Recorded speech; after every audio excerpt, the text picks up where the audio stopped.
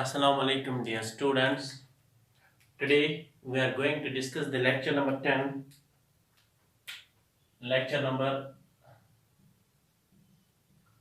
lecture number 10, unit gravitation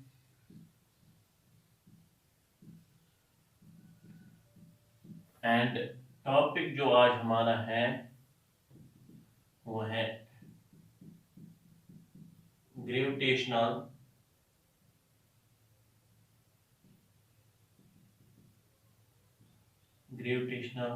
potential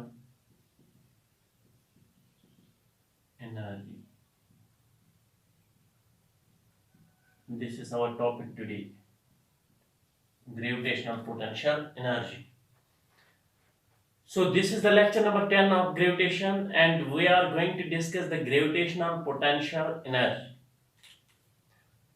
तो इससे पहले हमने डिस्कस किया था ग्रेविटेशनल पोटेंशियल और आज जो हम डिस्कस करने वाले हैं दैट्स ग्रेविटेशनल पोटेंशियल एनर्जी. इससे पहले कि मैं ग्रेविटेशनल पोटेंशियल एनर्जी पर आऊंगा तो मैंने ग्रेविटेशनल पोटेंशियल को डिफाइन किया है, डिराइव भी किया है. उसका लेक्चर आपको मिलेगा यूट्यूब पे, आप जाके चेक करना, पहले इसको पढ़ना. तो फिलहाल मैं थोड़ा सा इसका रिपीट करूंगा. मैंने कहा था कि ग्रेविटेशनल पोटेंशियल जो है या कोई भी पोटेंशियल ये प्रॉपर्टी ऑफ स्पेस होती है. अगर इलेक्ट्रिक पोटेंशियल हो ये भी प्रॉपर्टी ऑफ इलेक्ट्रिकल फील्ड होती है या इलेक्ट्रिकल स्पेस, जिस स्पेस में इलेक्ट्रिक फील्ड होता है उस स्पेस की प्रॉपर्टी होती है. और ग्रेविटेशनल पोटेंशियल भी ग्रेविटेशनल स्पेस की प्रॉपर्टी होती है कि इस स्पेस में हम जब कोई ये रखते हैं बॉडी तो ये इसको प्रोवाइड करता है energy. So we say the gravitational potential is the property of space to provide gravitational potential energy to the system. तो जब हम किसी भी ग्रेविटेशनल फील्ड में किसी भी जगह पर एक ऑब्जेक्ट रखते हैं या मास रखते हैं तो वो जो स्पेस है वो स्पेस उस मास को एक एनर्जी प्रोवाइड करता है because of its position in the gravitational field. That energy is called gravitational potential energy. तो या जब हमें इसको कैलकुलेट करना होता है या हमें इसको डिराइव करना होता है तो हमें इसको मेजर करना होता है तो हम ये in terms of work done measure करते हैं.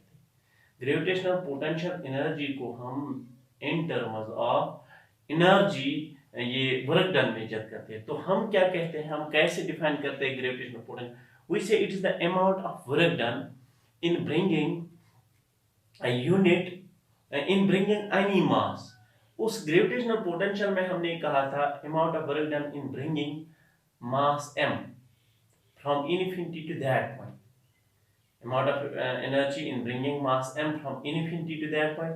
लेकिन यहाँ पर जो हम कहते हैं it's amount of energy in bringing unit mass any mass. वहाँ पर यूनिट मास था पोटेंशियल में, यहाँ पर any mass m from infinity to that point.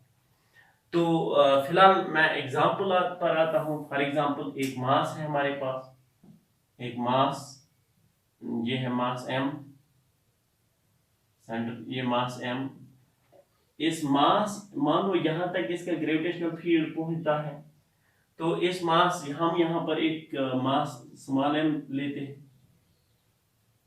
तो इस मास को अगर हम हाउ मच, ये मान लो इन्फिनिटी है, ये मान लो इन्फिनिटी लेवल, इसके बाहर तो ग्रेविटेशनल फील्ड नहीं है इसका इसी लेवल डॉटेड लेवल तक ग्रेविटेशन फील्ड, ये इसके लिए इन्फिनिटी हो गया.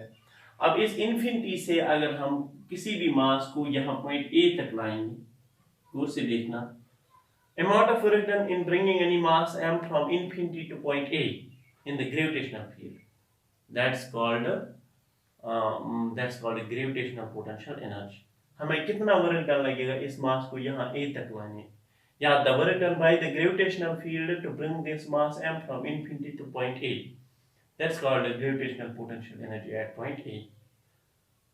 सो इस चीज को हमें डिफाइन या डिराइव करना है. डिफाइन तो हमने की है कि एंड इररिस्पेक्टिव ऑफ पाथ की ग्रेविटेशनल फील्ड जो है ये कंजर्वेटिव फील्ड है और कंजर्वेटिव फोर्स भी है.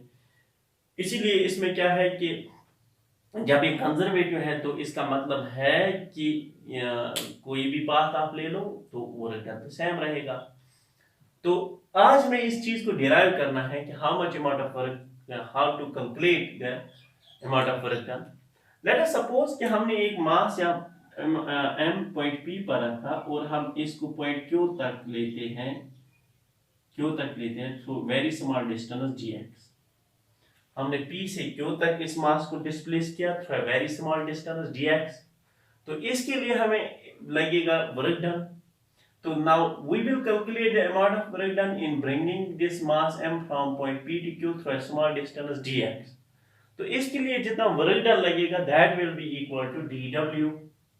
सो dw is f dot dx, क्योंकि वर्क डन होता है फोर्स डॉट डिस्प्लेसमेंट। तो हमने इस मास को that's work done by the gravitational force, या आप ये मान लो कि इसके ग्रेविटेशनल फोर्स ने इस मास को खींचा और क्यू तक पहुंचाया। तो पी से क्यू तक लाने में कितना अमाउंट ऑफ वर्क डन लगेगा, दैट्स फोर्स डॉट डिस्प्लेसमेंट, तो that's F dot dx. This is the, लेकिन यहाँ ग्रेविटेशनल फोर्स भी इस डायरेक्शन में है और वर्क डिस्प्लेसमेंट भी इसी डायरेक्शन में होता है। तो work done is yeah, displacement is in the direction of force, so work is positive and theta is 0 degree। तो यहाँ पर अगर हम देखेंगे तो dw will be f dx cos of 0 degree। तो ये cos 0 is 1, so dw will be equal to f dx। this is equation first।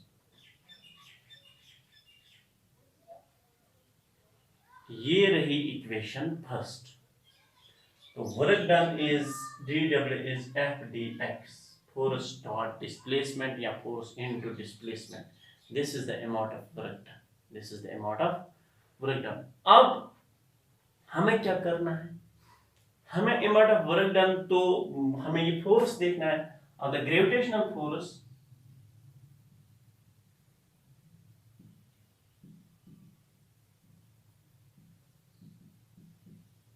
between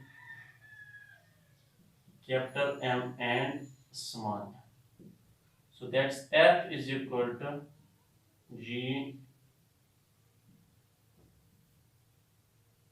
divided by, ये मान लो x p से q था, ये डिस्टेंस मान लो x, तो x क्या है, तो ये मैंने magnitude of gravitational force at point p, magnitude of gravitation, या इस मास से सेंटर ऑफ इस मास के सेंटर तक डिस्टेंस x ले ली, तो G M M X square, तो मैंने मैग्नीट्यूड ऑफ फोर्स। अब इसको यहाँ पर सब्स्टिट्यूट करो, so D W will be equal to G M M X square D X. तो अब इसका वर्क डन निकालना, now we have to calculate the work done. अब इसका वर्क डन निकालना, अब इसको इंटीग्रेट करना है, we have to integrate it. So integration, यहाँ इसकी integration to calculate the total amount of work done, we will integrate this from P to Q। अब इसको हम इंटीग्रेट करेंगे, तो इंटीग्रेट कैसे करेंगे, तो that is from this infinity. लेकिन देखो यहाँ पर एक इंपॉर्टेंट पॉइंट है, हमने इस this is the amount of work done in bringing this mass from P to Q through very small distance dx। The amount of work done in bringing the mass from P to Q through very small distance dx। Now here we have to do the amount of work done in bringing mass from infinity to point A। हमें असल में मास को infinity से A तक लाना है। Why from we have to bring the mass from infinity to A। We have to bring it from infinity to A।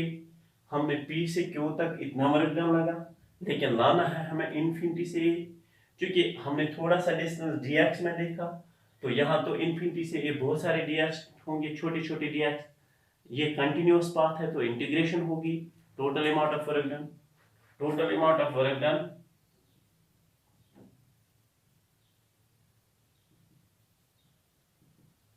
In bringing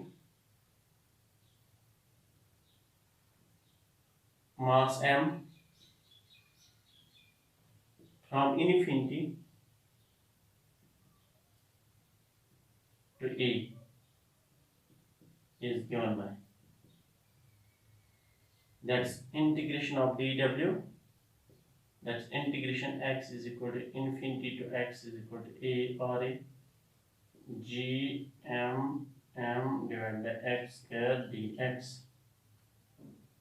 तो इसका मतलब हुआ ये और ये cancel, w infinity to a यानी work done in bring mass from infinity to a, that is g m बाहर, integration from infinity to R A.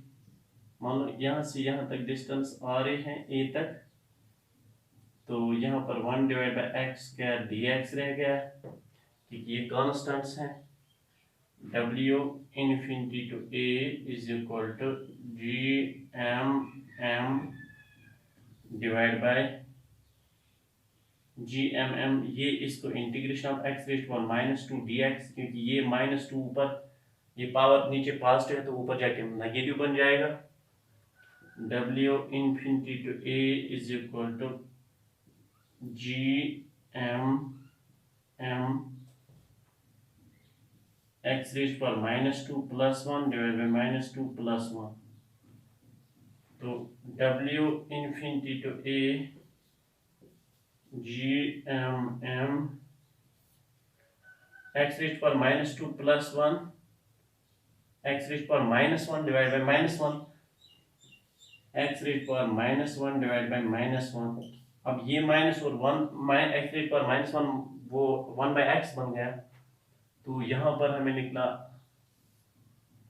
So G W infinity to A is equal to g minus g m from infinity to r a।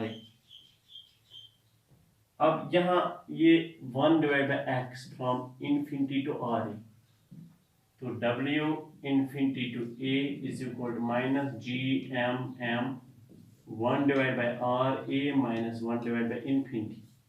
1 divide by infinity 0 के बराबर हुआ, तो यानी हमें जो energy मिली that is w infinity to a is equal to minus g m divided by r a। This is the amount of work done।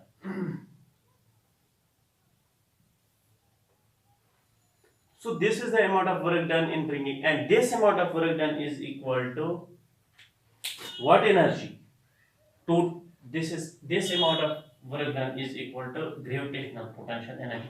इसको हम U से रिप्रेजेंट करते हैं, U is equal to,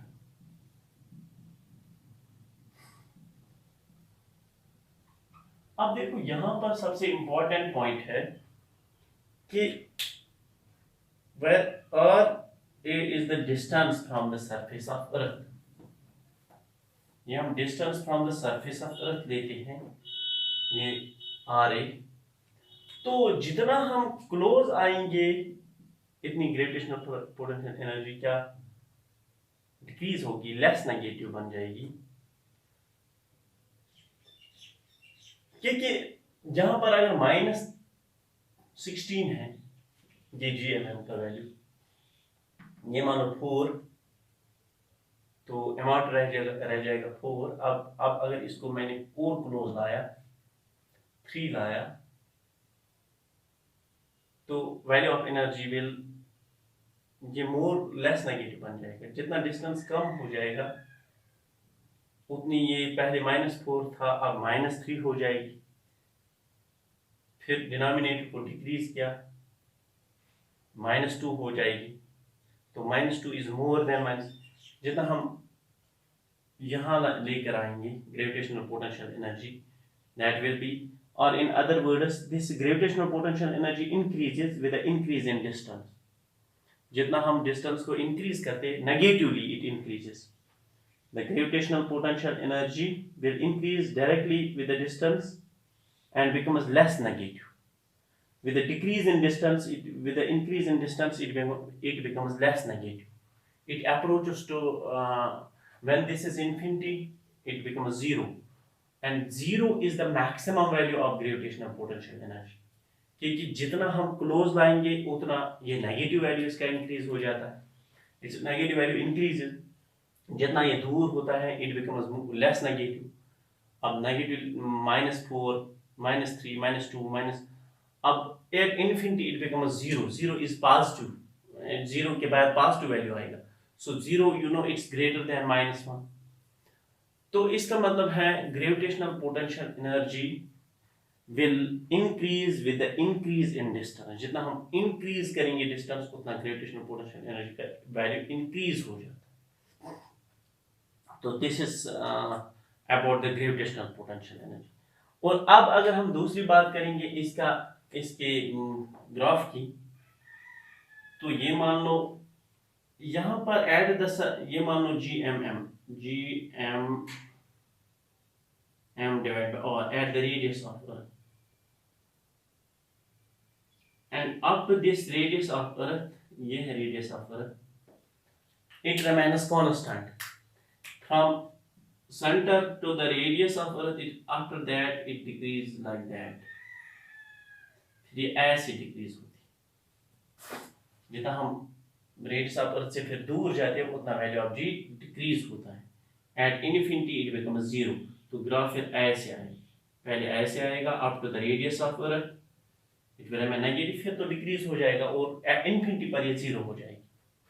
तो this is the graph of gravitational potential energy. तो ये चीज आपको याद रखना है, और इसके बाद हम इसके वेलोसिटी पर आएंगे। तो stay connected and watch the upcoming lectures and subscribe the channel. Thank you.